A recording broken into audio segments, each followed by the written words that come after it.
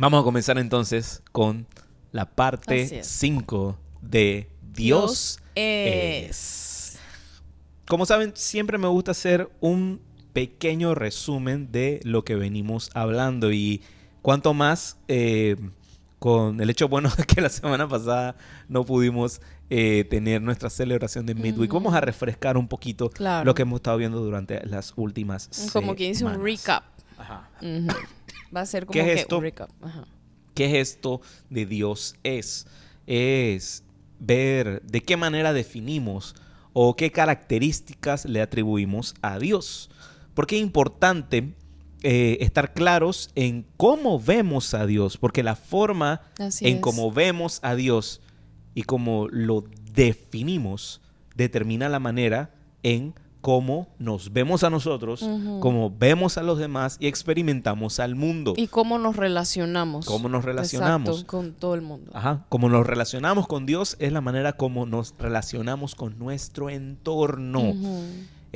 Son los lentes con los que vemos el mundo. Sí. Eso lo estuvimos viendo En el primero. en la primera parte. Eso es lo que llamamos cosmovisión, la manera en cómo percibimos y vemos el mundo. Y luego de ello estuvimos viendo algunos aspectos del carácter de Dios, cómo definimos que Dios es. Y lo primero que vimos es que Dios es misericordioso. Oh, sí. Así es. Y cuando hablamos de misericordia, ¿a qué nos referimos? Misericordia es el no ser tratados como los merecemos, sino como no lo merecemos. Eso es muy importante porque la misericordia de Dios tiene la capacidad de encontrarte en ese sitio donde estás, pero no te deja tal como estás. Eso es un atributo clave del carácter de Dios. Luego de ahí vimos el hecho que también Dios es confiable. Dios es confiable porque Él nunca cambia cambia. Y no nos abandona. Exactamente. Él es incansable Sí. para perseguir tu corazón. Él Yes. es confiable. Él nunca cambia. Puedes confiar en Dios en cualquier temporada que estés viviendo, que estés atravesando. Y la última semana que estuvimos aquí en el Midweek y que estuvimos compartiendo con cada uno de ustedes, vimos que Dios es presente. Así es. ¿A qué nos referimos con eso? Con que Dios es presente. Él está siempre allí. Él está tanto en las buenas temporadas como en las malas. Él siempre está ahí. O sea, Dios no está simplemente, ay, cuando las cosas están hermosas, Exacto. ahí vamos para adelante. Y cuando estás, como quien dice, en el hoyo de lo peor, con el león y todo, o sea, ahí no está. No, por supuesto que Él también está allí. Y es Exacto. necesario para que esté allí. Exacto. Sí. Él siempre está. Así es. Él es una constante. Y por eso la Biblia nos invita a que pensemos y que razonemos de qué forma lo estamos esperando. O sea, cuando yo estoy consciente de que alguien está presente, ¿cómo lo estoy esperando en mi vida? Y también hablamos sobre ser proactivos Así mismo. en medio de la espera. No quedarnos como con las manos cruzadas simplemente y ya, sino que aprovechar ese tiempo que de pronto Él está allí, pero está en silencio para poder crecer en Él, para poder seguir confiando en Él. Exactamente. Y hoy vamos a ver otro de los aspectos de quién es Dios. Así Dios es. Hoy estaremos viendo que Dios es fiel. Dios es fiel. Amén. Y para comenzar quiero hacerte una pequeña pregunta. Para ti, ¿qué es fidelidad? ¿Qué es fidelidad para ti? Si lo pudieras definir de alguna manera en una palabra, no sé, o un sinónimo para ti, ¿qué es fidelidad? ¿O cómo describirías a alguien fiel? Exacto. ¿Qué sería? Y vamos a hacer pues como que la tareita que siempre hacemos, colóquenlo en el chat para saber allí sus respuestas. Y sí, ¿qué sería para ustedes una persona fiel? Ajá. Alguien fiel. Así que pueden definirlo allí. Mientras tanto, te voy leyendo lo que sería, digamos, como que la definición de diccionario. La definición de diccionario sobre fidelidad. Así es. Este diccionario nos dice que la fidelidad es la capacidad, el poder o la virtud de dar cumplimiento a las promesas. En otras palabras, cuando decimos que alguien es fiel, es porque es alguien que cumple lo que promete. Cumple su palabra, exacto. Cumple su palabra. Si, por ejemplo, yo le digo a Jamie, mi amor, este fin de semana, cuando salimos de la iglesia, te prometo que te llevaré a un lugar rico para almorzar. Bueno, más te vale. Exactamente, O ya también, estás viendo. o también, yo le mostré un vestidito que me gustó. Ajá. Y él me dijo, está bien, vamos a comprarlo. Bueno, estoy esperando. Exactamente. Así que, si yo no cumplo mi promesa... Ya saben, tiene que cumplir su promesa porque me prometió que me iba a comprar el vestidito. Exactamente. Ustedes me lo recuerdan el fin de semana. No. Eso tienes antes del fin de semana. Bueno. Ustedes el fin de semana les puedo corroborar si fui o no fui fiel. Exacto. Yo se los voy a decir. Entonces, ya sabes, fidelidad es cuando prometemos algo, no solo por el hecho de, lo prometí para quedar bien, sino que lo prometo y lo cumplo. Claro. Lo exacto. cumplo. Eso es fidelidad. Ahora, ¿qué quiere decir el hecho de que Dios es fiel? Cuando decimos que Dios es fiel, ¿a qué nos referimos? Si lo traducimos al carácter de Dios y afirmamos que Dios es fiel, nos referimos a que Dios cumple lo que promete.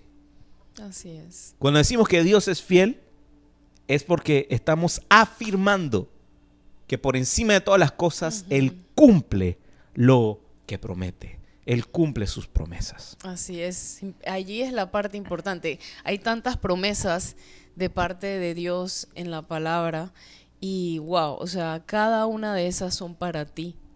Exactamente. Y Él es fiel ante esas promesas que ya están escritas y son el sí y el amén para sus hijos. Exacto. Hoy vamos a hacer algo un poquito diferente porque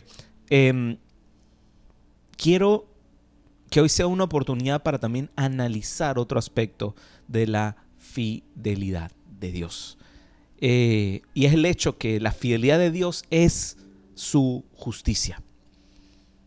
Esa sería, digamos, como la manera en la que podemos definir su fidelidad. Porque su fidelidad viene casada con su justicia. Sí, claro. Dios es fiel y justo.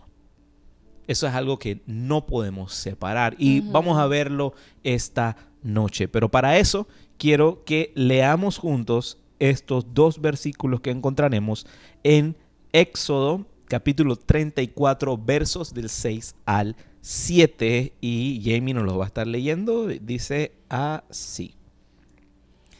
Pasando delante de él, proclamó: el Señor Dios compasivo y misericordioso, lento para la ira y grande en amor y fidelidad, que mantiene su amor hasta 1000 generaciones después y que perdona la maldad, la rebelión y el pecado, pero no tendrá por inocente al culpable, sino que castiga la maldad de los padres en los hijos hasta la 3ª y 4ª generación. Ok. Estos dos fragmentos que acabamos de leer, estos dos versículos que encuentras en Éxodo 34, tienen un trasfondo que te quiero explicar un poquito. Y es esta historia de Moisés y las tablas del pacto, cuando Moisés recibe los 10 mandamientos de parte de Dios. ¿Qué es lo que sucede? En el libro del Éxodo lo podemos dividir en dos mitades. La primera mitad la pudiéramos considerar de entre Éxodo capítulo 1 al capítulo 18. Lo que compende esa primera mitad es el relato de la salida del pueblo de Israel de Egipto. Si lo queremos mega resumir, de capítulo 1 al 18 es eso. Pero la segunda mitad del libro de Éxodo habla de algo incluso hasta más interesante, porque normalmente cuando escuchamos la historia del Éxodo pensamos en solamente ese fragmento, pero el Éxodo tiene mucho más. Del capítulo 20 al 40 habla de cómo Dios, en medio de ese caminar en el desierto, se muestra a su pueblo en el monte Sinaí. Eso, digamos, que puede marcar pues la segunda mitad del libro de Éxodo. Y para relatártelo súper rápido, nos encontramos en este momento con Moisés. Moisés está subiendo el monte de Dios, el monte Sinaí, donde se encontraría con él cara a cara. El pueblo, a pesar de que había experimentado las maravillas de Dios, todavía tenían ese miedo de relacionarse directamente con Dios. Así que le dicen a Moisés, Moisés, sube tú, que nosotros no nos atrevemos. Así que Moisés sube. En lo que Moisés sube al monte, se encuentra con el Señor y recibe de parte de Dios una serie de reglas, prácticamente de planos arquitectónicos. Es súper interesante leer el desarrollo de esos capítulos porque es muy detallado sobre los planes de cómo sería el templo, cómo sería el tabernáculo, cómo sería el arca, cómo sería incluso las vestimentas sacerdotales. Es muy interesante los detalles que se dan. Súper detallados. Que lean la Biblia. Súper detallados. Lean eso. En medio de eso vemos también los mandamientos, o sea, las reglas de cómo Dios esperaba que su pueblo, los cuales lo iban a representar a él como una nación santa, como si ellos fueran sacerdotes, cuál era el estilo de vida que ellos debían de seguir, debían de empezar a promover. Ahí Dios lo detalla todo por completo. Los 10 mandamientos lo vemos allí. Así es. Estos mandatos vienen acompañados con una promesa. Y la promesa de parte de Dios es la confirmación del pacto que Dios tuvo con Abraham. Si queremos resumir en una sola línea, el pacto de Dios con Abraham es: te bendeciré para que bendigas. O sea, es eso. O sea, el pueblo de Israel recibía el pacto de Abraham y era prácticamente decir: te bendigo para que bendigas. Eso es lo que Dios promete a su pueblo, porque a través del pueblo iban a multiplicar todas las familias de la tierra y de ahí vendría... no me quiero adelantar. No es spoiler. Bueno, ya deben saber. Pero es spoiler. Entonces, todo bien con eso, ¿verdad? Wow, qué cool. Excelente. Sí. Moisés recibe las tablas, recibe todos estos planos, todos estos detalles. Pero en lo que Moisés se encuentra en el monte, Dios le dice: mira para abajo, mira lo que está pasando en el campamento. ¿Qué era lo que estaba sucediendo? El pueblo, como veía que Moisés todavía no regresaba, se comienzan a desesperar. Y le dicen a Aarón, como Moisés no viene, no da señales de vida, no sabemos qué le habrá pasado, haznos un Dios al que podamos adorar.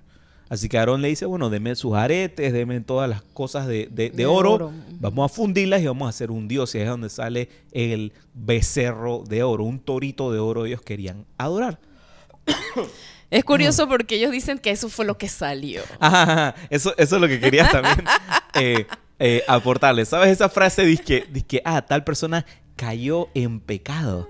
¿Sabes de dónde viene eso? Eso viene una interpretación de esta historia. Porque me da risa porque cuando llega Moisés y confronta al pueblo, confronta a Aarón, Aarón viene y dice: yo no sé qué pasó. O sea, yo le dije a esta gente: bueno, denme sus prendas, sus aretes y todo eso. Y bueno, yo agarré eso, lo tiré al fuego y salió este torito. O sea, ay, por favor.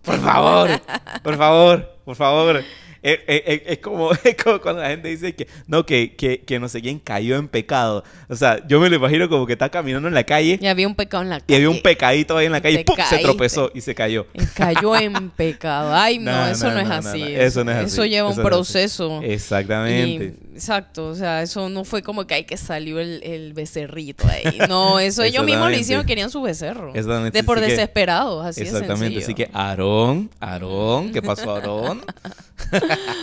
Bien que te pusiste a trabajar el becerro. Eso no es que se parió ahí del fuego. Pero bueno,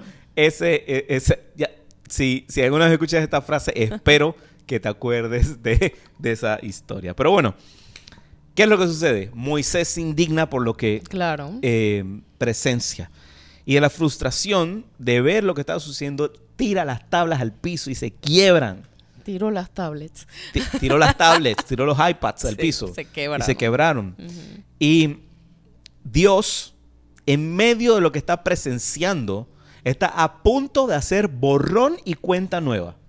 Dios está a punto de decir, hey, este pueblo que va, con esta gente no se puede. O sea, los acabo de liberar de la esclavitud de Egipto.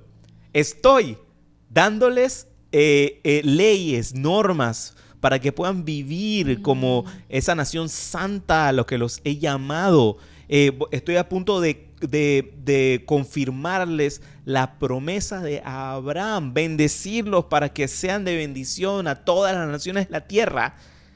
Y no pueden esperar un ratito a que baje Moisés del monte. Desesperados totalmente. No pueden esperar Sí. un poquito a que se baje del monte. Y entonces Dios dice, hey, ¿sabes qué? Borrón y cuenta nueva. Pero allí es donde entra Moisés. Y se presenta delante de Dios y suplica para que Dios recuerde su promesa. Dios, acuérdate de lo que prometiste a tu pueblo. Acuérdate lo que dijiste de Israel. Acuérdate, Señor, cuál es tu plan con esta tu nación, tu pueblo.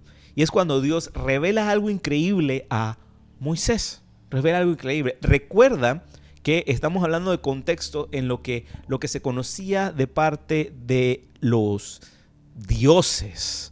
Era que eran despiadados, eran controladores, y Dios estaba empezando a revelarse a su pueblo. El Dios de Israel, el Dios de la creación, se estaba revelando a su pueblo.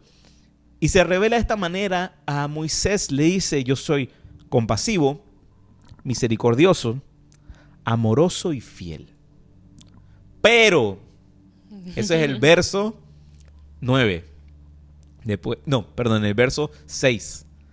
Porque en el verso 7 Dios es muy claro al decir lo siguiente.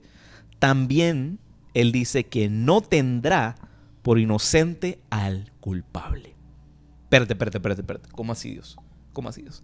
Me estás diciendo de que eres compasivo, misericordioso, lento para la ira, grande en amor, que eres fiel, pero que al culpable lo castigas. ¿Cómo así? ¿Cómo así, Dios? ¿Cómo así? Dios, quieres que tu pueblo sepa que eres amoroso, que eres fiel, que eres lento para enojarte, pero castigarás a los que se merecen ser castigados. ¿Cómo así, Dios? Eso no suena muy amoroso. Muy amoroso. Eso no suena muy fiel. Muy friendly, nada. Eso no suena muy friendly, que digamos. Sí. Pero tenemos que recordar que la fidelidad de Dios es su justicia. Así es. Dios es fiel y porque es justo. Y Dios es justo porque es fiel. Te pongo un ejemplo. El mejor ejemplo que te puedo dar acerca de la fidelidad de Dios. Digamos que sucede lo siguiente, y en el nombre de Jesús espero que nadie pase eso jamás en su vida. Sucede lo siguiente. Digamos que ocurre un siniestro horrible en tu familia. Asesinan a un ser querido en tu propia casa. Y es más, hasta tú eres testigo de lo que pasó. Lo asesinan. Llega el juicio, está sentado el culpable y el juez comienza a dictar la sentencia. Fulanito de tal ha sido encontrado culpable de asesinato en primer grado, de brutalmente matar a la hermana menor de fulanito de tal. Ponte en esa situación. Están ya dictando la sentencia. Están a punto de condenar a esta persona. Pero de repente el asesino le dice al juez, hey juez, perdóneme, no lo vuelvo a hacer. Y el juez dice, ok, quedas perdonado porque dices que no lo vas a volver a hacer. Listo. Y termina el juicio. Y queda liberado el asesino. Te hago la siguiente pregunta. ¿Es ese juez un juez bueno o un juez malo? ¿Es un juez justo o es un juez injusto? Definitivamente que sería un juez increíblemente injusto. Porque si alguien pasa por lo que te acabo de describir, la justicia debe cumplirse. ¿Cómo va a salir impune de haber matado a sangre fría a un familiar tuyo? No es justo.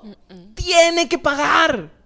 Tiene que pagar por haber cometido ese acto atroz, inhumano, de matar, de robarle la vida a otra persona. Tiene que pagar. Y este juez debe dictar esa sentencia, porque si no, no fuese un buen juez. Fuese un juez injusto. Y es aquí a donde tenemos que entender lo siguiente. Como seres humanos, vemos las cosas en dos dimensiones. Lo que está bien, lo que está mal. Blanco o negro. Pero debemos entender algo. Que Dios trasciende nuestra manera de ver las cosas. Dios tiene la capacidad de ser completamente amoroso y completamente justo. Dios tiene la capacidad de ser justo y de ser fiel, no permitiendo que el culpable quede impune, sino siendo misericordioso y fiel, castigando a unas pocas generaciones, mientras que su amor cubre y bendice a miles de ellas. Y es aquí donde entra en escena la persona que por poquito la spoileo desde un comienzo. Y ya deben saber. Ya deben saber. Claro. Aquí es donde entra en escena Jesús. Según de Timoteo, capítulo 2, verso 13, dice así. Dice, si somos infieles, Él sigue siendo fiel, ya que no puede negarse a sí mismo. Amén. El amor de Dios, su justicia y su fidelidad se cumplen en Jesús, se cumplen en la figura de Jesús. Los grandes planes de Dios de restaurar nuestra relación con Él inician con la promesa que hizo a Abraham, con la promesa que Dios hizo a Abraham y a Sarai en Génesis, que sus generaciones serían bendecidas para bendecir a esta Amén. tierra, a toda la familia de la tierra, para bendecir al mundo, para bendecir generaciones. Esa es la promesa de Dios a Abraham y esa es la promesa de Dios para ti. Amén. Porque generación de generación de generación de esta persona que creyó en la promesa de Dios es donde viene la simiente que nos entrega aquello que redimió al mundo, aquella persona que marcó un antes y un después en la historia del universo y en tu historia. Estoy hablando de Cristo Jesús. Amén. De Cristo Jesús. Así como sucedió con el pueblo de Israel, no es muy diferente a lo que vivimos hoy en día. Fallamos delante de Dios. Vez tras vez, tras vez, tras vez. Ninguno es perfecto. Todos hemos fallado delante de aquel estándar de Dios. Y la justicia de Dios exige que la balanza vuelva a equilibrarse. Exige que la balanza se vuelva a equilibrar, porque le hemos fallado tantas cosas. Seamos honestos. Sí. O sea, mira, una de las cosas que a mí a veces se me hace tonto hasta cierto punto, es que nosotros nos engañemos, nos autoengañemos al pensar de que Dios no está anuente. Dios no está anuente de aquellas situaciones en las cuales sabemos que teníamos que hacer las cosas de cierto modo y lo hicimos diferente. Él conoce los deseos de nuestro corazón. Es algo duro a veces aceptarlo, pero aquí viene la buena noticia. Porque solo en Él somos completamente conocidos y aún así completamente amados. Todos hemos fallado y su justicia exige que la balanza se equilibre, que el injusto sea castigado, porque si no, Dios no sería un buen juez, Dios no sería justo, Dios no sería fiel si no se aplica su justicia. Ujú. Ahora, de la historia que contamos hace un momento, podemos rescatar lo siguiente y darnos cuenta de algo. Que existe una gran diferencia, una diferencia importantísima. Porque a pesar de nosotros ser culpables delante de Dios, ya alguien pagó la condena. Ya alguien pagó mi condena, mi sentencia. Y ese alguien es Cristo Jesús. Cristo pagó por mí. Cristo pagó por todos nosotros. Primera de Juan, capítulo 1, verso 9, dice así. Si confesamos nuestros pecados, Dios, que es fiel y justo, nos los perdonará y nos limpiará de toda maldad. La fidelidad de Dios la vemos a través de esto, a través de este increíble acto de amor, a través de su perdón, a través del hecho de que todo el que confiese su nombre y recibe su perdón es reconciliado con Dios. Cristo rompió el velo. Cristo rompió aquel candado que tenía la puerta cerrada, que no permitía que volviéramos a conectar con Dios.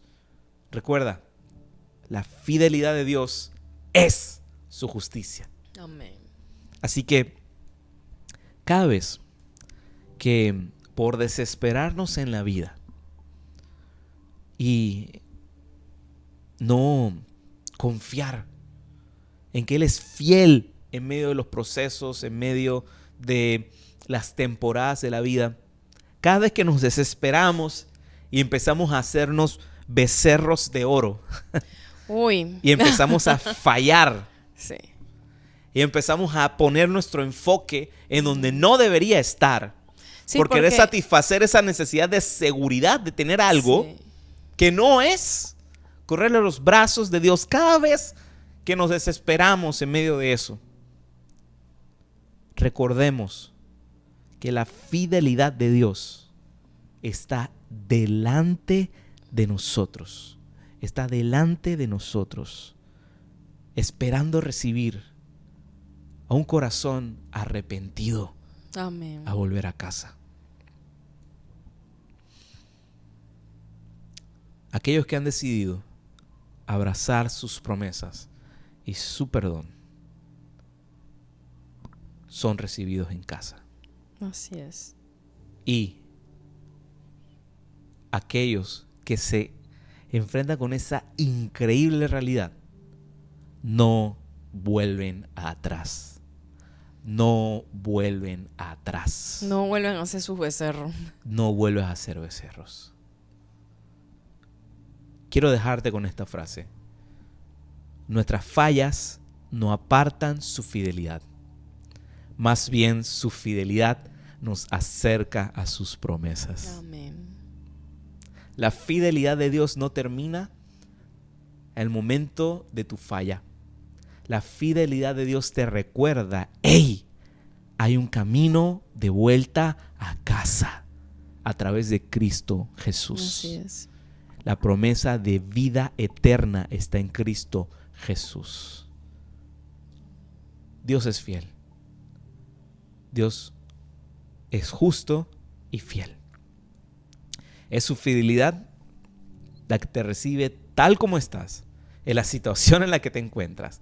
Pero es tan grande y tan maravillosa que no te deja tal como está, sino que restaura tu vida y te conecta con Cristo Jesús.